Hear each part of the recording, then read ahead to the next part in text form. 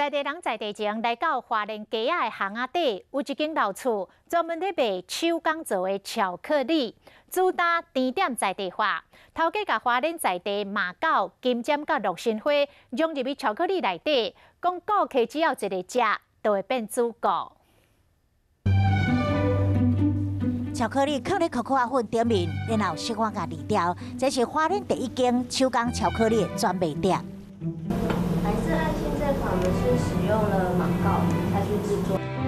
巧克力香肠豆这口味非常特殊，原住民传统的香料马告，碎碎的茶，也有60担山顶的金针，嘛有来自富丽的鹿心花，花莲在地好滋味，都用入巧克力内面。所以我吃过他们的手工巧克力之后，我就觉得，很符合我的尝鲜的这种口味。头家市立馆讲到伊选用在地食材的过程，伊的眼神中嘛透露着热情。那很多邻居他们会拿很多在地的食材啦，来跟我们说，能不能试做看看？那我们后来就想说，这个好像蛮有趣的，所以后来我们就推出一个口号，就是希望甜点在地化。巧克力卖人以外，也有一个浪漫的故事。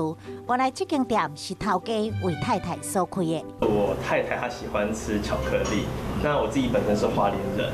那我太太搬来花莲跟我一起生活之后，其实早期花莲的甜点店比较少，然后我们就想说，既然自己喜欢，我们不如就来开一间手工巧克力店。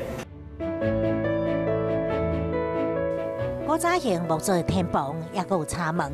市立馆的巧克力店就伫巷仔内，这间是60外栋的老厝所改建的，环境真清幽。其实这条街就是比较古老的街道，然后就会让你比较容易静下心来，可能看看书啊这样子。手工的巧克力店结合爱情巧克力、花莲在地食材，为老厝注入新生命。